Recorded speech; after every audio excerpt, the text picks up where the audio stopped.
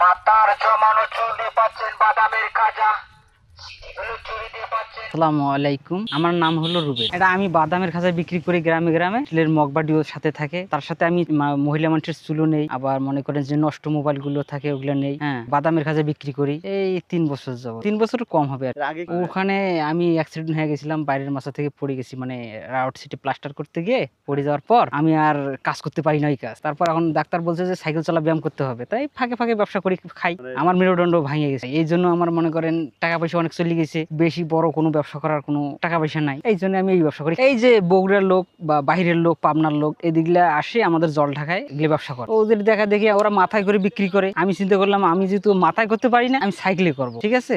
এইরকম করে আমাদের সংসার আর কি কোনো মতনে চালাই। এই আমার দেশের বাড়ি এই জল ঢাকায় আমার বাড়ি, ওই সামনে বাজারের ওইদিকে আর কি।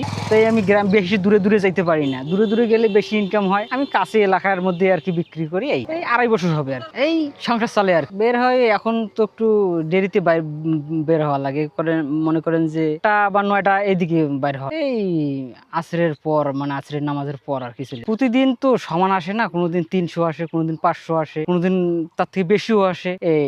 মানে নিড হলে এখানে মালামাল আছে, স্টিলের মালামাল, এই যে স্টিলের বাটি বোল ছোট ছোট, তারপরে চামচ টামচ বিক্রি করি এটা সেটা। আর বাদামের খাজা তার সাথে আছে, মগ আছে, প্লাস্টিকের ঝুড়ি। না না, এরকম কোনো কিছু আমার কাছে হয় নাই। তো মানুষে বিভিন্ন ধরনের কথা বলে যে ছোট ব্যবসা ধরি, এই দিনে আসছো, এটা করো ওটা করো, কিন্তু আমার তো সমস্যার কথা কেউ জানে না যে আমার এত বড় একটা সমস্যা আছে। আমি একটি সাধারণ মানুষ, যে কৃষি কাম করলে মনে করেন যে বলে 700-800 টাকা পাই, ফিরে এই ব্যবসা করি খাই। আমার হলে আর খুলি কই না, কখন খুলি কই, তোমার যাই বলে বলুক, আমি আমার ব্যবসা করি চলে আসি। সুবিধা পাচ্ছি কি, আমি তো আর বাইরের কাজ করতে পারি না, এটাই আমার সুবিধা। বাইরে তো আর কাজ কাম করতে পারি না, তাহলে এইটাই সুবিধা আমার। আমি এইটাই করে আমার দিন যায়, এই 200-400 টাকা হলে হয়, কোনোদিন 300 টাকা হলে হয়, কোনো মতনে আমার সংসার চলে। এই আর আমার 3 ছেলে, আমার স্ত্রী, আমার মা। হ্যাঁ, ওরা তো কিছু কর্ম করে না। হ্যাঁ, আমার স্ত্রী একটু গরু পালে, আর কি মানুষের গরু নিয়ে আমি পালিয়ে বিক্রি করে ওখান থেকে কিছু টাকা আসে। এই ইচ্ছে তো অনেক কিছু হয়, কারণ ব্যবসা করে অন্য বড় বড় যদি ব্যবসা করতাম তাহলে বেশি ইনকাম করে পাইতাম, কিন্তু আমি তো আর বড় ব্যবসা করে পাইছি না। যে যেরকম গালামাল দোকান যদি দিলাম, হ্যাঁ, আমার যদি ক্যাশ থাকতো,